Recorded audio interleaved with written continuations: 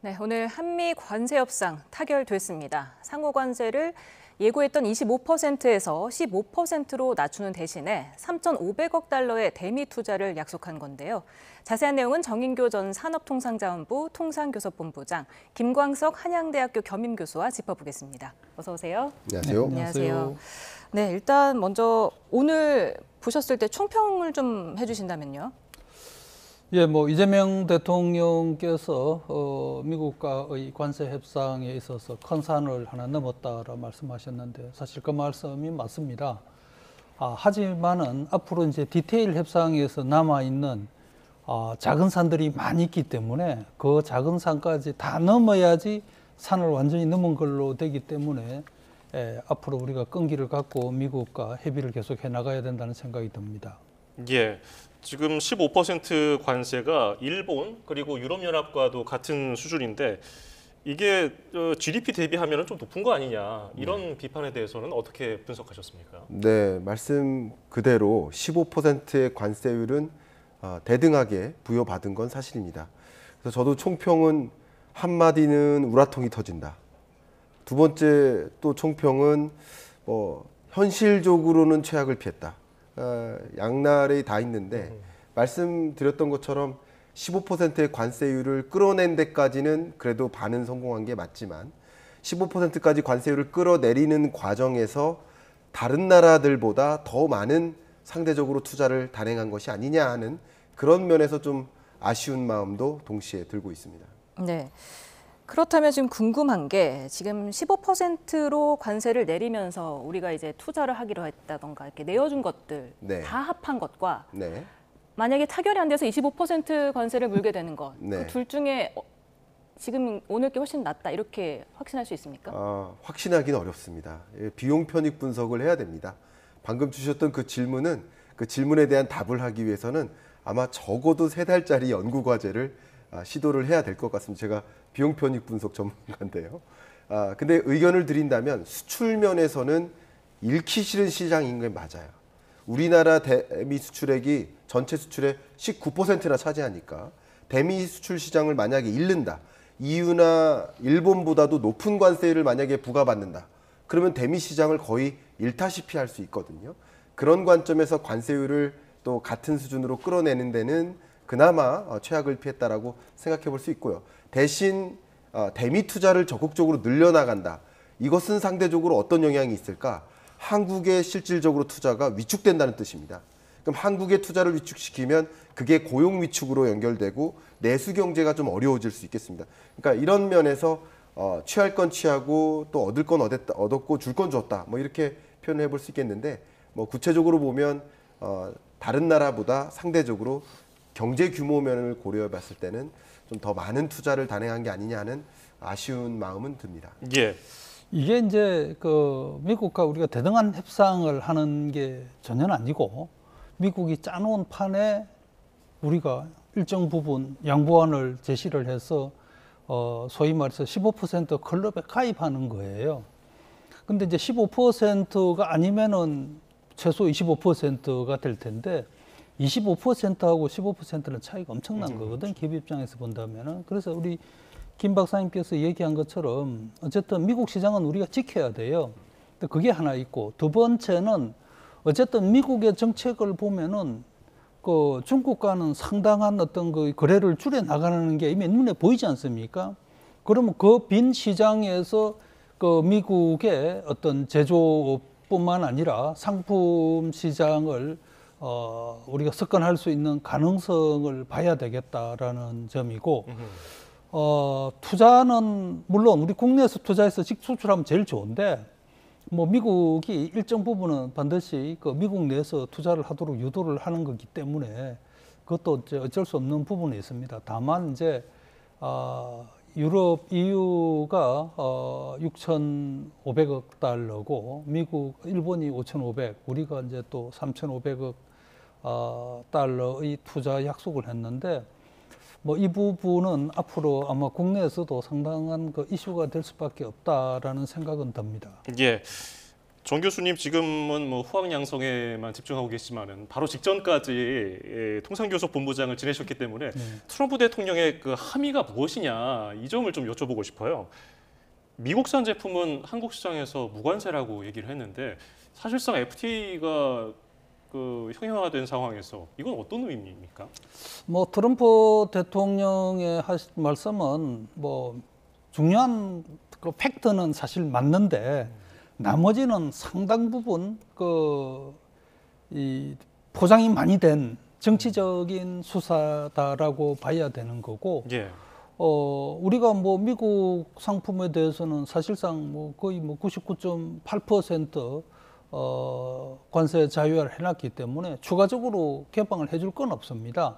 다만 그동안에 미국이 여러 가지 비관세 장벽 문제를 제기를 많이 해왔거든요. 어떤 면에 있어서는 관세보다는 비관세 장벽이 특히 농축산물 분야에 있어서는 더 이게 그 무역 제한적인 영향이 큽니다. 이 부분에 대한 그 개방 또 한국의 뭐 그런 내용들을 고쳐 나가는 이런 의지를 우리한테 부탁을 한 걸로 이렇게 봐야 된다는 생각입니다. 네. 그런가 하면 지금 한국산 자동차 관세도 15%로 됐습니다. 네. 물론 뭐 인하했다고는 하지만 기존엔 0% 아니었습니까? 네. 저희가 한미 FTA 때문에.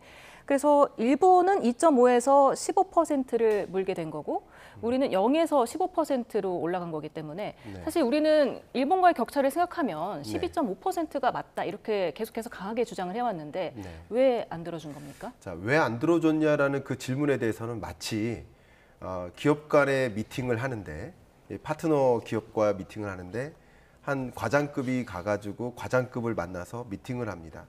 우리 이거 물건 싸게 주세요 했더니 안 돼요. 사장님이 절대 싸게 주면 안 된다고 했어요. 이런 모습의 토론이었다, 협의였다. 이렇게 총체적으로 좀 평가를 해드리고 싶은데요. 근데 결론적으로 보면 목표 지점은 같아요. 15%니까. 근데 시작점이 다르잖아요. 우리는 0%에서 시작했고 다른 EU나 일본 같은 경우는 2.5%에서 시작했으니까. 근데 무엇보다도 자동차 산업, 자동차와 자동차 부품의 경우에는 우리나라 대미 수출액에서 절대적인 비중을 차지하는 영역이고 그러면 가격 경쟁력 때문에 미국 시장에서 상당 부분 시장 점유율을 유지했었는데 그 가격 메리트가 상당 부분 상대적으로 사라지고 있다라고 볼 수 있고 또 한 가지 중요한 것은 가장 대표적인 일본인데요. 일본은 우리나라와 수출 경합도가 너무나 높기 때문에 일본이 미국으로 수출하는 품목과 우리가 미국으로 수출하는 품목이 거의 유사합니다. 그러니까 우리 대미 시장을 놓고는 일본과 비교를 해야 되는데요. 여기서 중요한 건 자동차 관점에서 보면 일본은 이미 미국 시장에서 현지 생산하는 의존이 높아요. 그러니까 무슨 말이냐? 관세가 같은 수준으로 부과돼도 일본에게는 덜 충격이 있는 거예요. 그러니까 관세율 면에서도 그 조정폭이 못마땅하지만 일본의 산업 구조는 이미 미국에서 자체 생산하고 있는 것들이 많기 때문에 상대적으로 관세에 더 취약한 우리나라의 자동차 산업 구조를 갖고 있다. 이런 부분들도 좀 고려해서 추가적인 협상 절차가 남아 있으니까 이런 것들 더 적극적으로 관철시켜 나가야 되지 않을까 하는 의견을 드립니다. 정의선 회장이 다시 또 미국을 찾기도 했고요. 오늘 국내 시장에서 증권 시장에서는 바로 그 자동차 회사들이 영향을 받기도 했는데 폭스바겐처럼 이게 추가로 협상을 하게 되면은 국가 정부와 정부 사이에 협상한 것이 어느 정도 좀 수정될 여지도 있습니까? 뭐 폭스바겐뿐만 아니라 독일 정부가 사실은 이제 미국하고 우리가 미국 현지에서 생산을 한 것만큼 그 무관세 수입할 수 있는 일종의 쿼터를 달라라고 해오다가 그 사이에 이제 EU하고 미국하고 협상이 진전이 되면서 이제 그걸 포기한 상태인데 제 생각에는 개별 기업이 나서서 하기에는 한계가 있을 겁니다. 다만 이제 미국도 미국 그 GM이라든가 자동차 회사들의 입장을 그 미국 정부도 눈치를 보고 있기 때문에 포드와는 달리 GM 같은 경우는 우리나라에서도 생산해서 소형차 생산해서 한 40만 대 갖고 가지 않습니까? 예. 그리고 또 뭐 전 세계 몇 군데에서 수입을 해가기 때문에 사실은 폭스바겐보다는 GM이 나서도록 우리 자동차 업계가 협력을 잘해야 된다라는 생각이 듭니다. 네. 그리고 또 우리가 지금 총 3,500억 달러 규모의 대미 투자, 우리 돈으로 한 486조 원 정도를 투자하기로 했는 건데 네. 그중에 먼저 하나가 지금 한미조선협력펀드 1,500억 달러, 그리고 반도체 원전 2차 전지 바이오 분야에 2,000억 달러 펀드를 추가 조성하기로 했다. 네. 이 부분도 좀 설명을 해주실까요? 네, 이 부분이 정말 중요합니다. 그러니까 관세율을 낮춰잡기 위해서 일본도 우리나라도 또 EU도 각국이 노력을 했을 겁니다. 그럼 얼마만큼 노력했는가 봤더니 한국은 3,500억 달러의 투자를 단행하겠다라는 것이죠. 근데 이게 바로 미국이 요구하는 겁니다. 트럼프 행정부 입장에서는 내년에 있는 그 중간 선거를 앞두고 정치적으로 승리를 이끌어야 되는데 트럼프 행정부의 주된 정책이 뭡니까? 관세 정책입니다. 근데 관세 정책으로 오히려 미국이 부메랑 받는 거 아니냐 이런 이야기를 많이 했었습니다만 결과적으로 봐라. 관세 전쟁으로 압박했더니 세계 많은 국가가 미국에 이만큼 투자한다고 하지 않느냐라는 것을 정치적인 승리 선언을 하고 싶고 그게 바로 트럼프가 갖고 싶은 명분이 아닌가 이런 생각을 해봐요. 그래서 명분이라는 차원에서 명분을 좀 들어줬다. 이제 실리적으로 우리가 가져가야 되는데 여기서 중요한 것은 이게 지금 돈을 일방적으로 준 것이 아니라 투자한 것이기 때문에 투자한 것을 우리가 얼만큼 우리 것으로 가져올 것인가를 생각해봐야 될 얘기인데 그런 면에서 디테일하게 차후 협상 과정 우리가 많이 투자했으니까 많이 돈을 벌면 되는 거거든요. 그런 관점에서 나머지 디테일한 협상 과정에서 얼마만큼 수익을 우리 것으로 가져올 것인가 이런 부분에 대한 더 디테일한 협상이 남아있다. 이게 하나의 과제라고 의견을 드려보고 싶습니다. 예. 자, 그리고 이번에 협상 과정에서 조선이 큰 역할을 했다고 정부 협상단은 또 설명을 했어요. 트럼프 대통령이 외치는 마가에다가 S를 붙여서 마스가 조선 협력 패키지인데 이게 실제로 협상에서 유리한 작용을 했을까요? 뭐 어쨌든 그 우리 협상단 입장에서는 그 마스가라는 아이디어를 러터닉 장관한테 설명을 해서 예. 상당히 그 호응을 얻었다라고 얘기를 하는데 그 뭐 그렇게 됐을 가능성도 있겠습니다만은 그 미국에서 이 부분을 보는 거는 우리가 생각하는 건 좀 다른 것 같아요. 트럼프 대통령도 조선 분야 1,500억 달러 투자하는 그 패키지는 얘기를 했지만 마스가 그 양반이 제일 좋아한 게 또 마가잖아요. 예, 예. 마가 얘기하면서 마스가를 분명히 얘기해야 되는데 안 했단 말이죠. 실은 이제 이게 제가 본부장 할 때 우리 다 만들어 놨던 그거예요. 용도 똑같아요. 다만 이제 러터닉 장관은 그 무역이나 산업을 모르는 분이기 때문에 예. 그분이 들으면서 혹했을 수는 있는데 백악관 분위기는 좀 다르다라는 생각이 듭니다. 네, 구윤철 부총리가 이게 지금 상호 호혜적인 부분을 물었더니 지금 이 조선업 부분을 들었습니다. 네. 조선업에 대한 중국의 추격이 굉장히 급속한 상황에서 미국하고 동맹함으로써 굉장히 잘했다고 생각한다. 네. 이렇게 밝혔는데 동의하십니까? 네, 이 부분은 미국이 정말 원하던 것, 미국의 원하던 걸 그걸 딱 들어준 격이 아닌가 이런 생각을 해볼 수 있을 것 같습니다. 제가 이렇게 비유를 해봐 드릴게요. 이성 친구가 있어요. 선물을 해줍니다. 10만 원짜리 선물할 거예요. 더 많이 선물할 거 아닙니다. 10만 원 갖고 선물할 겁니다. 근데 그 이성 친구가 너무나 원하는 걸 사준다. 아니면 나는 전혀 쓸모없는데 나 이미 많은데 그걸 또 사준다. 같은 10만 원 선물도 달리 느껴지잖아요. 제가 말씀드린 것은 미국이 원하는 게 뭐냐. 미국이 부족한 게 뭐냐. 미국이 가려운 부분을 긁어주자. 그 얘기인데 지금 세계적으로 방위비를 늘려요. 방위비를 늘리는 이 여정에서 해군 수요가 늘어납니다. 해군 군함 수요가 늘어납니다. 근데 작년에 미국이 군함 아니고요. 그냥 배를 실제 건축한 게 2개입니다. 약 3개에서 건조된 배가 선함이 한 1,900개 정도 되는데 1,900척 정도 되는데 미국이 2척 생산했어요. 의외네요. 그러니까 그만큼 미국의 조선업이 거의 없어지다시피 했습니다.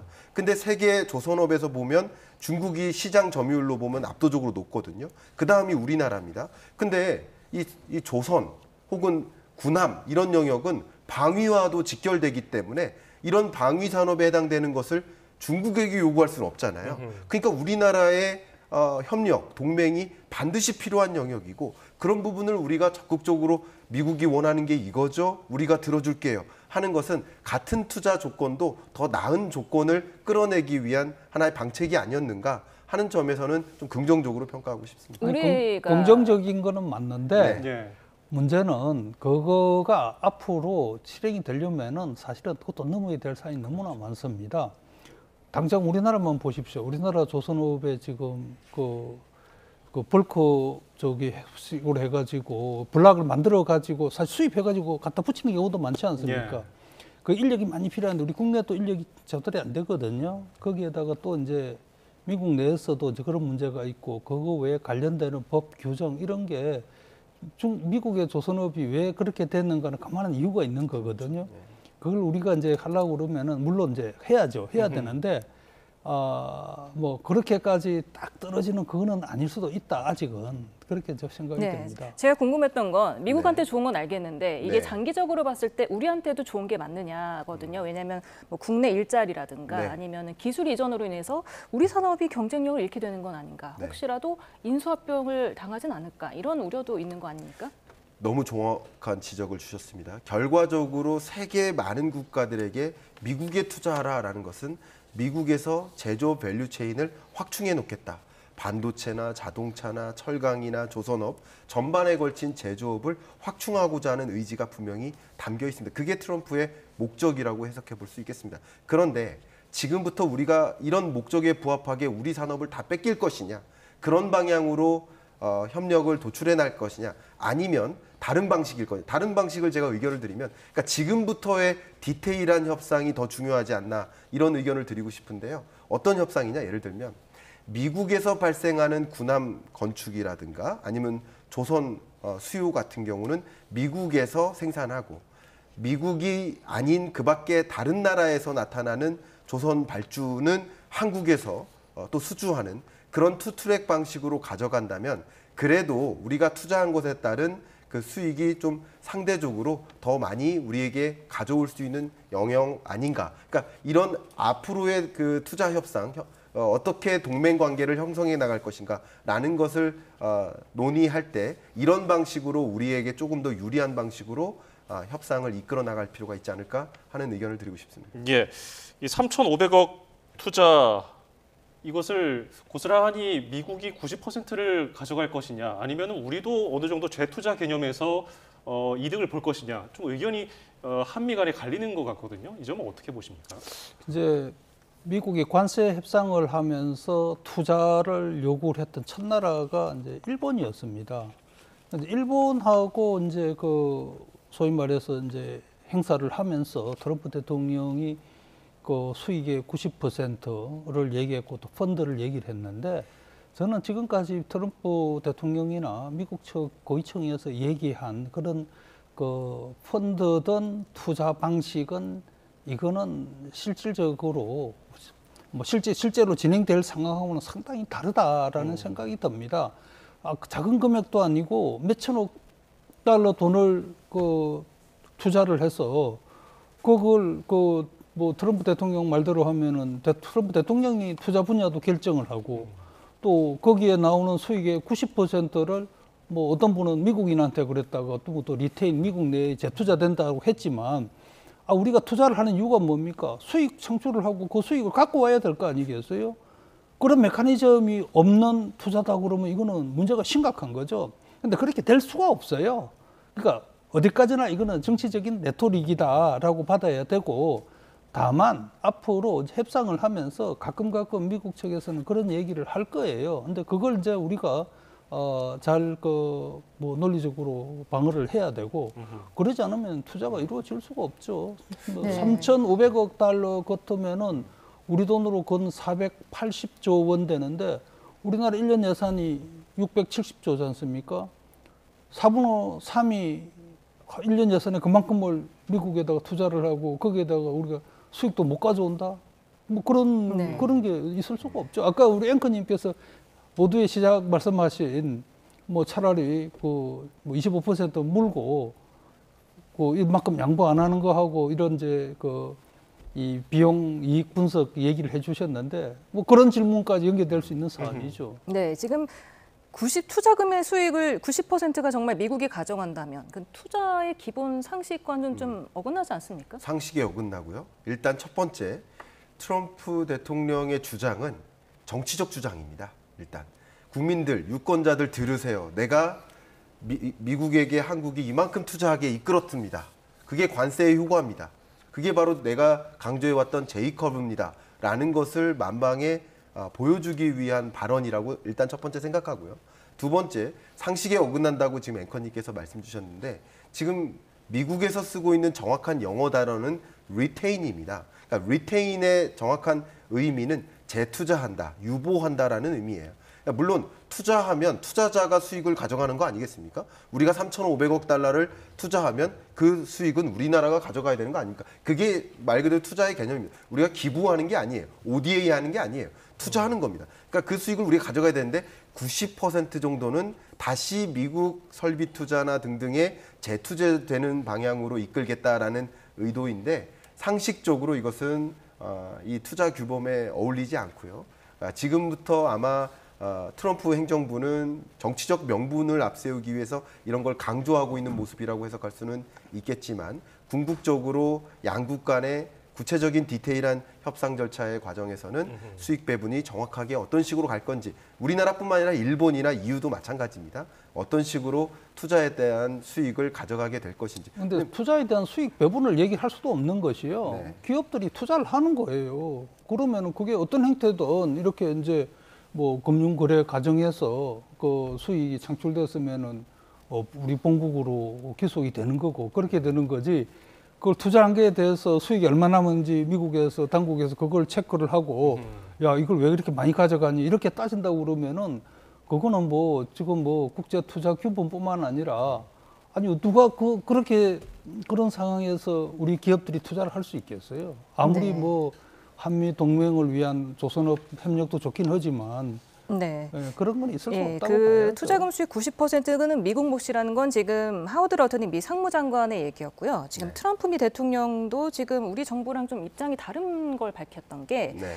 투자에 대한 결정권이 자신에게 있다. 이렇게 밝혔는데 우리 정부는 이 부분을 부인을 했고 또 트럼프 대통령은 농산물 시장 완전 개방도 언급을 했지만 우리는 뭐 추가 개방은 없었다는 입장이잖아요. 네. 뭐 어쨌든 도널드 트럼프 대통령 입장에서는 앞에서도 계속 말씀드렸듯이 이게 나의 성과다. 내가 관세 전쟁을 적극적으로 일으켰기 때문에 발생하는 효용이다라는 것을 강조하기 위해서 원래 도널드 트럼프 대통령이 자주 쓰고 있는 그 용어가 completely open, 완전히 시장을 개방했다라고 표현했는데 뭐 사실 구체적인 협상 안에서는 그렇진 않죠. 그러니까 소고기나 쌀 같은 경우는 개방을 불허하면서 나머지 농산물 시장은 좀 개방하는 여정이 있다라고 볼 수 있겠습니다. 저는 여기서 오히려 주목해보고 싶은 것은 사실상 소고기 시장을 개방해도 우리나라가 미국으로부터 수입하는 소고기 수입량의 1위 국가입니다. 이미 더 이상 수입하기도 어려워요. 쌀도 마찬가지입니다. 구조적으로 어렵습니다.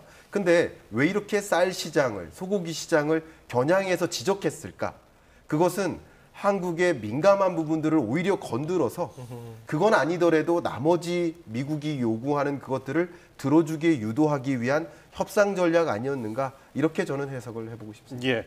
그리고 이번 협상 테이블에 철강, 알루미늄이 오르지 않은 것을 좀 아쉽게 생각하는 분석도 있고요. 다만 그 반도체나 의약품 같은 경우는 다른 나라에 비해서 불리하지 않은 최혜국 대우를 받았다고 정부가 밝혔는데 실제로 이거는 어떤 의미가 있다고 봐야 될까요?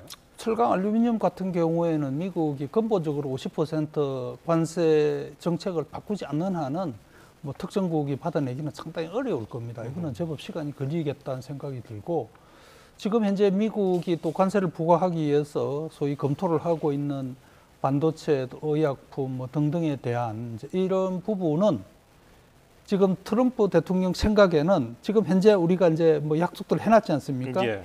이거를 잘 지키는 나라한테는 미국이 정한 뭐 앞으로 몇 퍼센트 될지 모르겠습니다만 그걸 적용을 해주고 그거 안 지키는 나라에는 거기에다가 또 플러스 알파의 관세를 때릴 것이다라는 거고 제가 이제 이거를 뭐 인질이라고 뭐 얘기를 했습니다.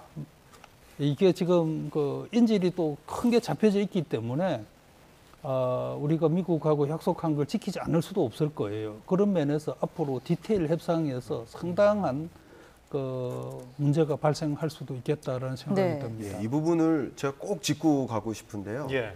저는 이제 우리 정부가 더 노력했으면 좋겠다. 안주하면 안 된다라는 관점에서 의견을 드리겠습니다. 이 최혜국 대우라는 개념과 미국 상무부 장관 러트닉이 얘기했던 나쁘지 않게 대우하겠다. 이 두 개념 사이에 둘 다 맞는 표현이에요. 근데 제가 무슨 말씀을 드리고 싶냐면 최혜국이 많으면 어떡할 겁니까? 예를 들어서 EU하고 일본하고 한국하고 똑같이 15% 상호 관세를 부과받았습니다. 셋 다 최혜국입니다. 그러니까 이런 경우는 경쟁력이 없는 거예요.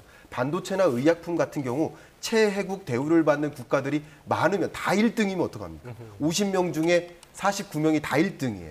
그러니까 그러면 최혜국 대우가 무슨 의미가 있겠습니까? 그런 관점에서 단독적으로 절대적으로 우리가 또 상대적으로까지 우리가 최혜국 대우를 받아내도록 남은 시간 동안 더 노력하고 경주하고 해야 되지 않을까 하는 의견을 좀 드리고 싶습니다. 로터릭 장관이 말한 그 표현은 최혜국 대우의 법률적인 해석 그대로를 얘기를 한 그렇죠. 거예요. 예, 예. 그대로 한 거고, 네. 뭐 지금 말씀하신 대로 어쨌든 뭐 앞으로 관세에 있어서 우리만의 더 나은 특혜를 주면 좋겠지만은 네. 또 다른 나라 지켜보고 있단 말이죠. 네. 그런 측면에서 최혜국 관세라는 말을 미국은 꾸준히 쓰면서 결국은 미국 룰대로 따라오도록 요구를 할 겁니다. 네, 지금 트럼프 대통령은 또 2주 내로 이재명 대통령이 백악관을 방문할 때 또 구체적인 액수를 발표를 할 것이다라고 했는데 지금 한미 정상회담도 이제 예정이 돼 있고 교섭 협상도 계속 이어나가야 할 텐데 네.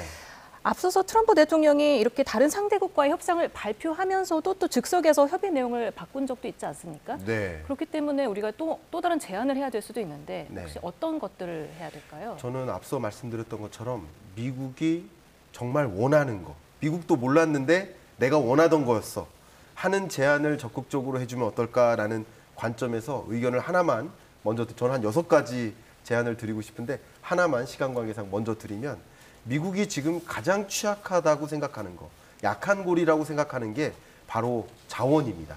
히토류 공급 제한입니다. 그러니까 중국과도 그 히토류 공급 제한 때문에 밀려서 적극적으로 중국을 밀어붙이지 못했어요. 그런데 미국이 이미 히토류를 스스로 생산하겠다 독립선언하다시피 미국의 국방부가 MP 머터리얼스를 인수하거나 30% 최대 주주로 했고, 그러면서 시장 가격의 2배 수준으로 가격을 인정해 주겠다라고 하면서 적극적으로 히토류를 자국 내에서 생산하기 위해서 노력하고 있습니다. 그래서 제가 드리고 싶은 의견은 우리도 히토류가 필요합니다. 우리도 광물 자원을 확보해야 됩니다. 근데 이 정제 재련 영역에서 중국이 91%를 넘게 시장 점유율을 차지하고 있거든요. 그런 관점에서 미국이 그토록 원하는 게 히토류 독립이기 때문에 우리 자원 기업들이 미국에 광산을 산다든가, 우리가 그 부분에 대해서 적극적으로 투자한다든가, 그 투자하면서 갖게 되는 자원을 우리도 안정적으로 조달받도록 한다든가, 또 미국 현지 시장에서 제조 공정이 있는데 그 제조 공정을 중심으로라도 히토류나 그 밖의 광물 자원을 안정적으로 수급받을 수 있는 체제를 만드는데 투자해주고 우리가 그런 부분에서 기여하고 우리도 자원 안보를 확보할 수 있도록 제안을 하는 것, 이런 등등의 미국이 정말 원하는 것, 뼈아픈 것, 그런 것들을 좀 들어주는 그런 협상 제안을 하는 것은 어떨까? 그러면서 나머지 조건을 우리에게 유리하게 좀 이끌 수 있지 않을까 하는 생각을 합니다. 네, 이제 다음 달부터 새로운 관세가 발효되고 나면 앞으로 우리 경제 그리고 세계 경제는 어떤 영향을 받게 될까요? 뭐 기본이 이제 15%로 이제 굳어진 상황이죠.